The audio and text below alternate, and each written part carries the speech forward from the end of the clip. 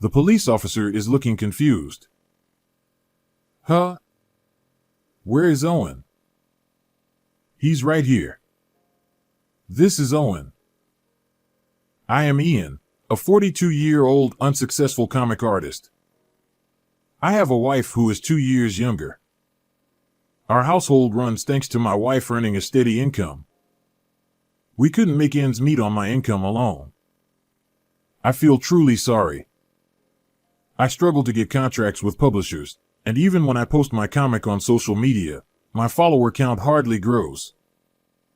I've thought about starting a part-time job, but who would hire a middle-aged guy like me? Today, I was pondering this while drawing comics. Just then, the intercom rang. Yes? I saw a police officer standing there, with a man in a suit behind him. Wondering what this serious atmosphere was about, I opened the door. The police officer showed me a document. Owen is your son, right? We have an arrest warrant for him. It was an arrest warrant. They said my son had committed fraud. That must be a mistake. Owen committing fraud. When I listened, I learned that Owen had swindled $300,000. That can't be true. I was filled with disbelief. The suddenness of it made my stomach hurt.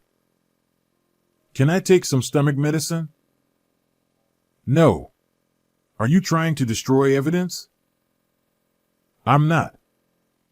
Besides, there's no evidence to destroy since there was no fraud.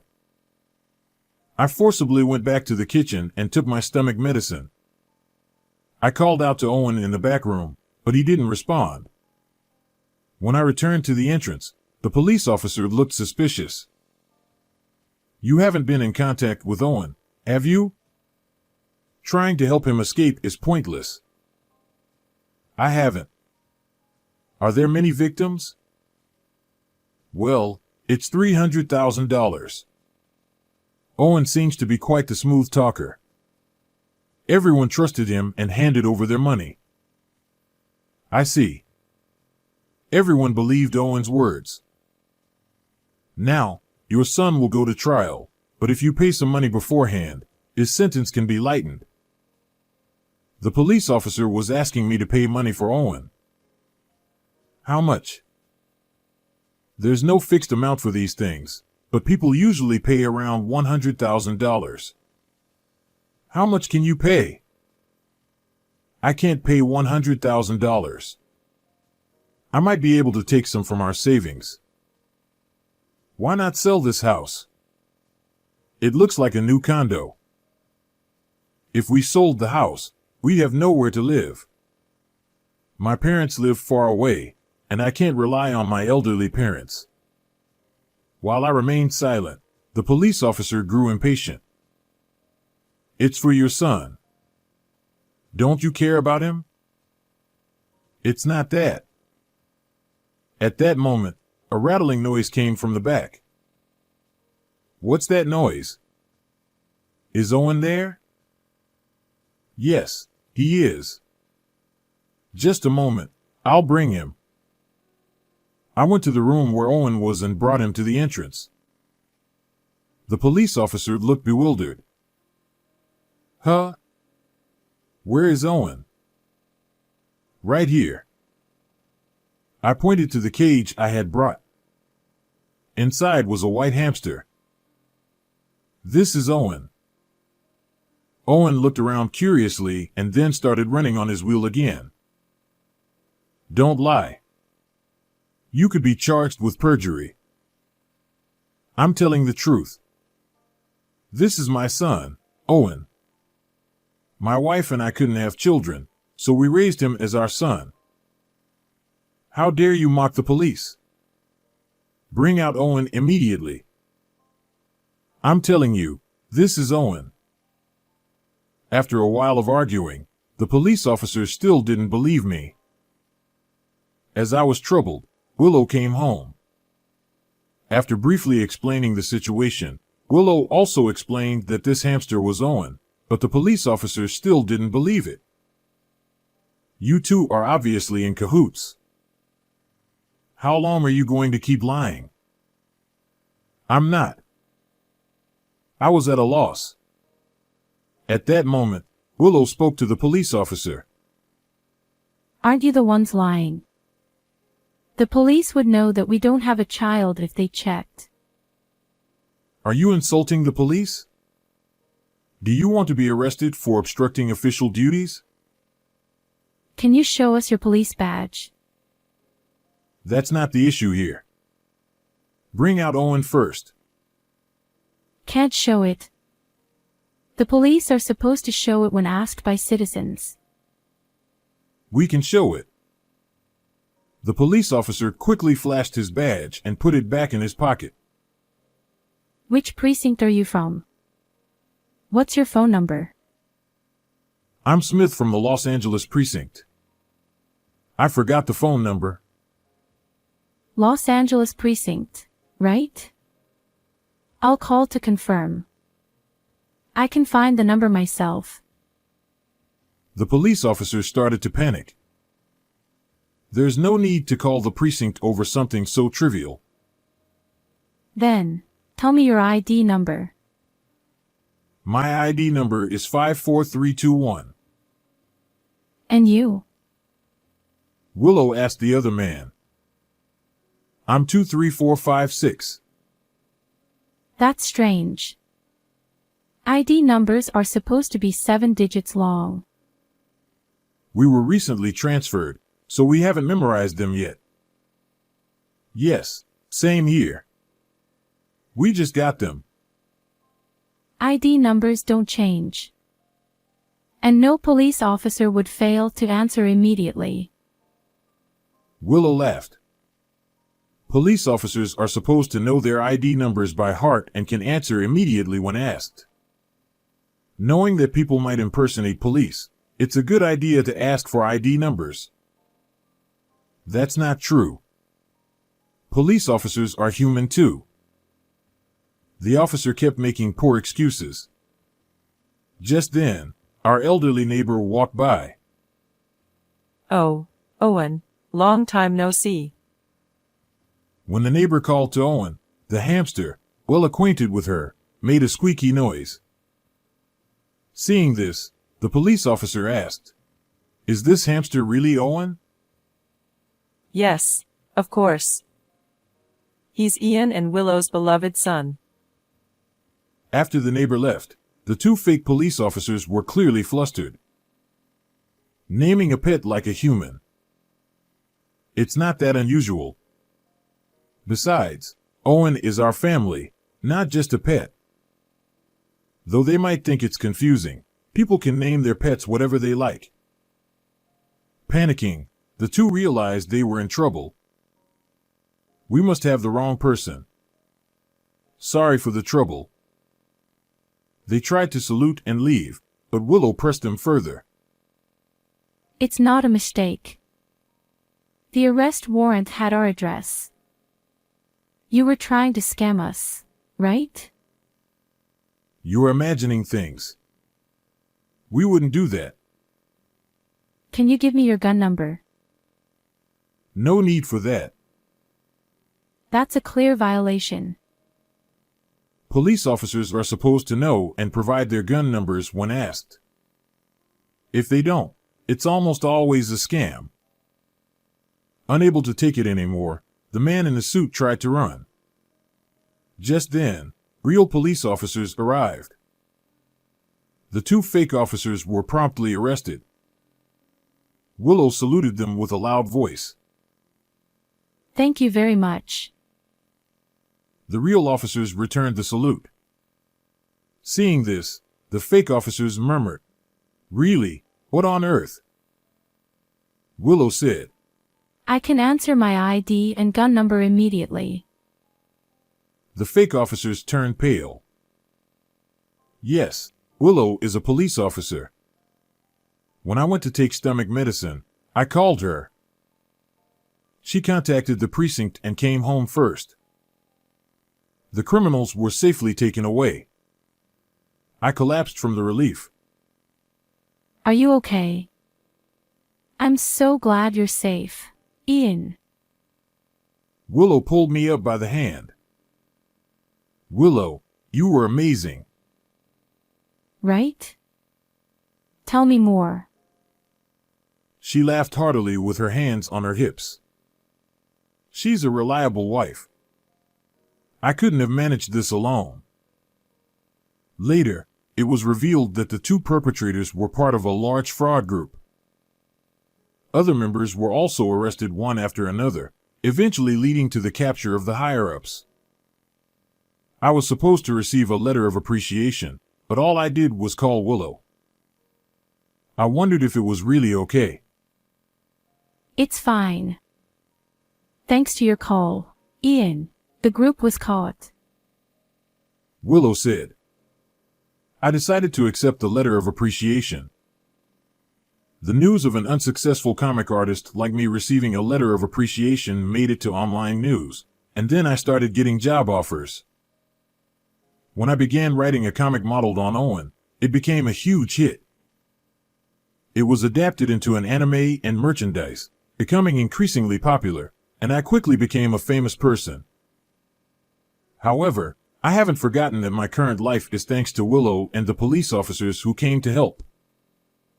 From now on, I will cherish and enjoy my life with Willow and Owen. Thank you for watching until the end. How did you like this story? Subscribing to the channel would be a great encouragement for our production. See you in the next video. Don't look for me.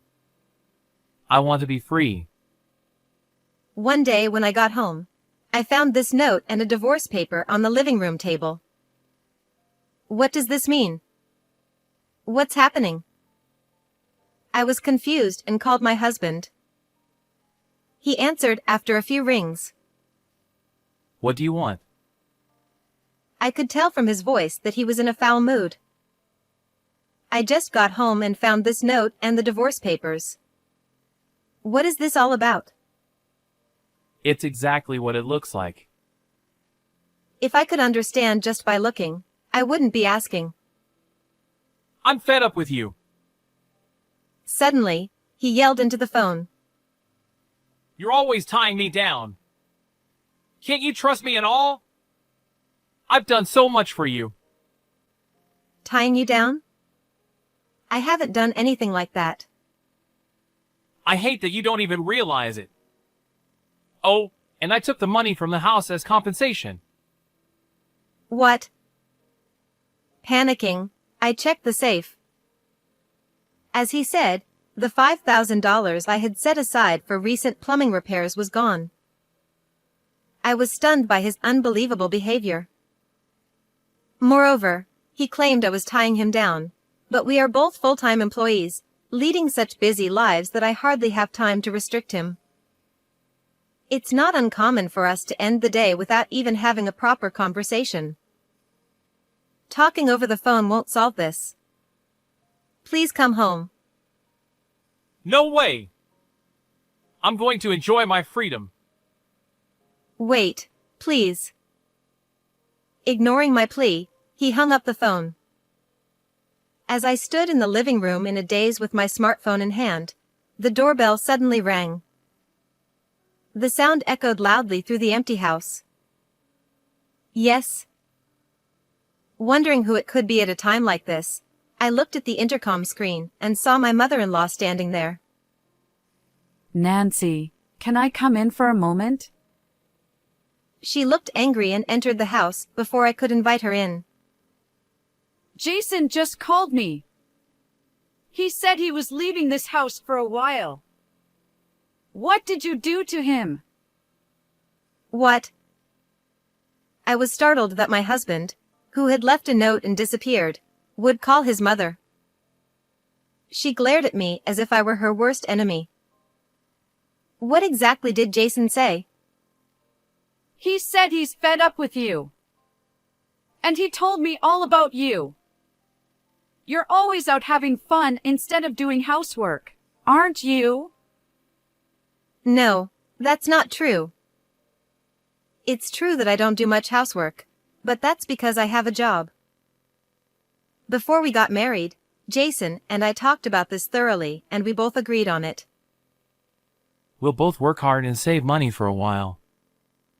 We'll think about kids and the house later. Jason did say that.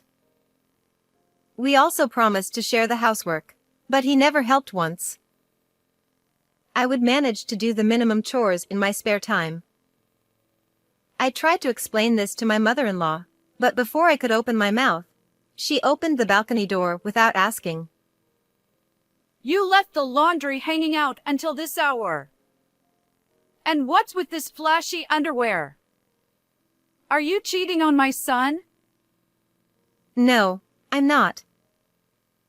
Then why are you wearing these? My precious son. How dare you? She hysterically yelled and grabbed my underwear from the drying rack, throwing it at me. You haven't even cleaned properly. And what's with all this pre-cooked food? You're just being lazy. She opened the refrigerator without permission and ruthlessly threw away the food I had prepared on my day off. Please, listen to me. Who would listen to you?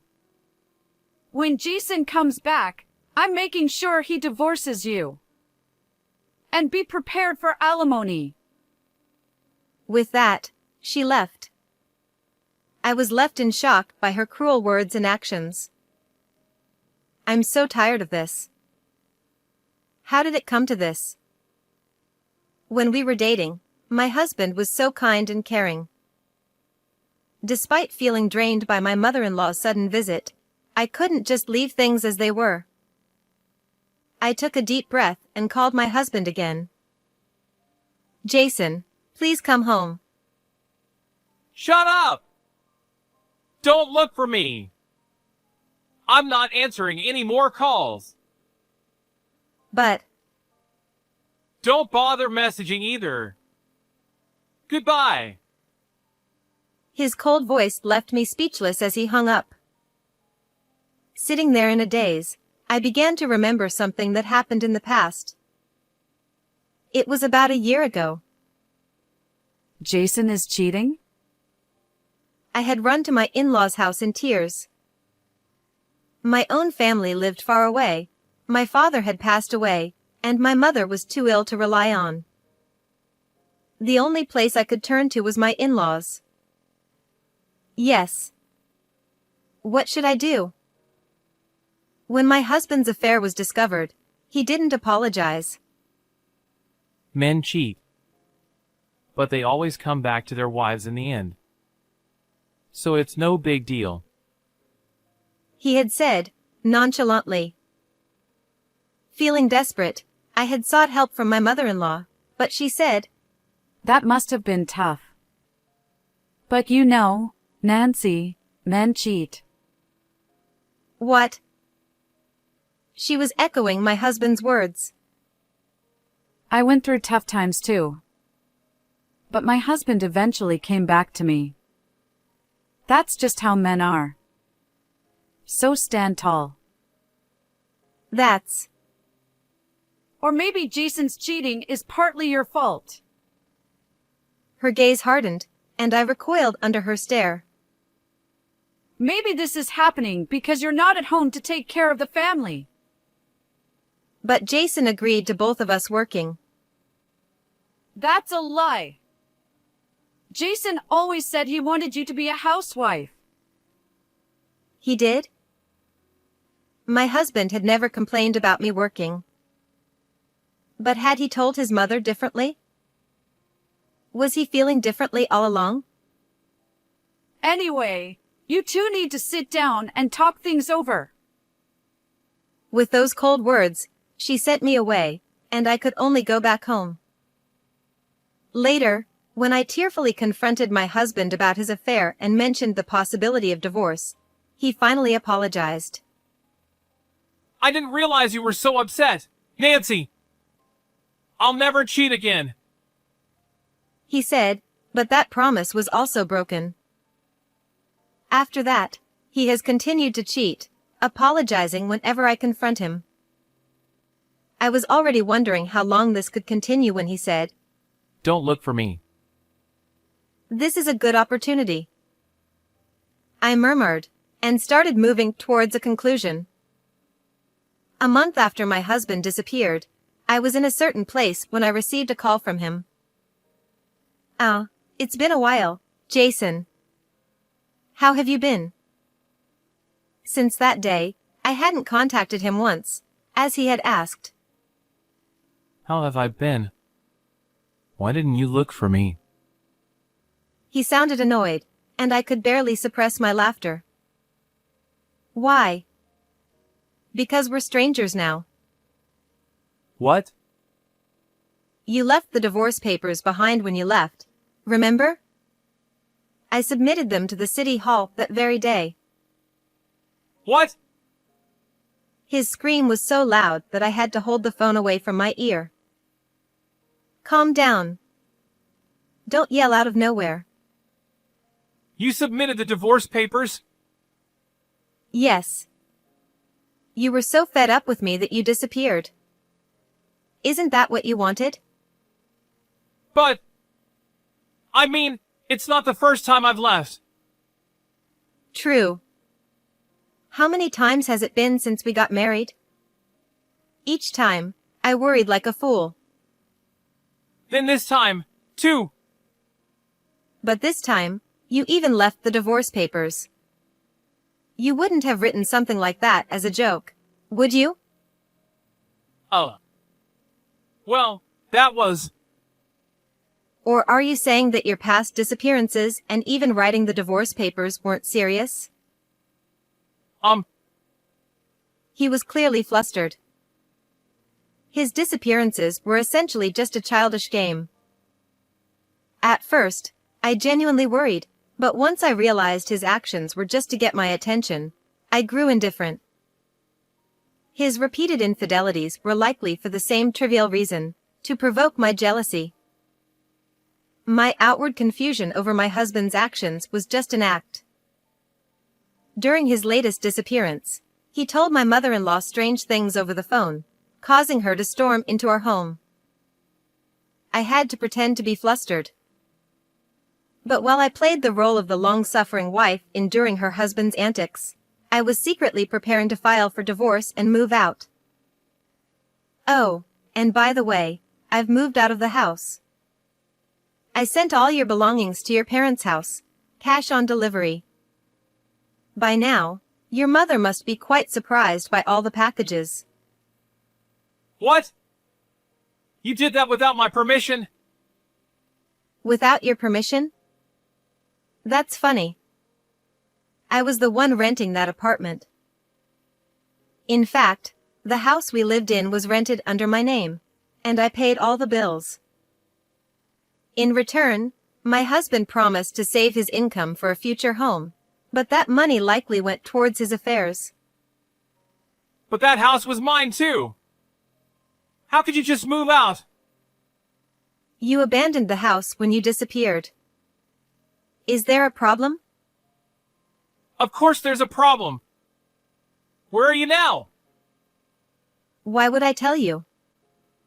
We're strangers now. When my husband left the divorce papers and disappeared, I saw it as an opportunity. I immediately filed the papers and contacted my strong brother and dependable sister. My brother swiftly handled the moving preparations, and my sister, who works in real estate, found me the perfect place, which I quickly rented. My husband had no idea, but I had been preparing for this moment for a long time, so everything went smoothly. I was now living in a small, single-occupancy apartment far from the house I had left behind. It had a secure entry system, making it safe, and it was well outside my husband's usual haunts, so he wouldn't easily find me. Are you serious? Are you really leaving me? My husband's voice came weakly through the phone. I'm not leaving you. I already left. I'm completely fed up with you.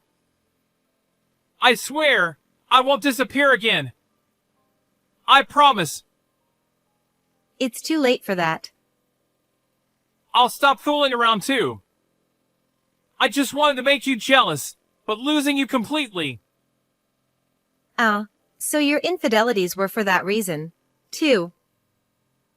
Aw, He regretted slipping up, but his affairs didn't matter to me anymore. I used to hate you more than anyone in this world, but now I don't even care. I'm sorry. My honest words left him speechless. You can't be serious? Why would I lie? Wait, please. Let's talk this through. I asked to talk many times, but you refused. There's nothing left to discuss. This call is just a waste of time. Please, Nancy. I love you. Well, that's your problem. I don't feel anything for you. And with that, I hung up. There was no reason to talk to my husband, my ex-husband, any further, so I blocked his number. Finally, I'm free. Time to enjoy my freedom. I shouted this joyfully in my new apartment, feeling a profound sense of relief. Now, for the rest of the story. Having lost his place to live, my ex-husband had no choice but to move back to his parents' house. His belongings were piled up in front of the house, and the neighbors were whispering about it. My former mother-in-law was furious and confronted him upon his return. Her yelling was so loud that everyone in the neighborhood found out he had been dumped by me. Additionally, my ex-husband tried to shift the blame, saying, It's because Mom bullied my dear wife that this happened. As a result, it became known that my former mother-in-law had been mistreating me, and she was ostracized by the neighbors, leading to a lonely life.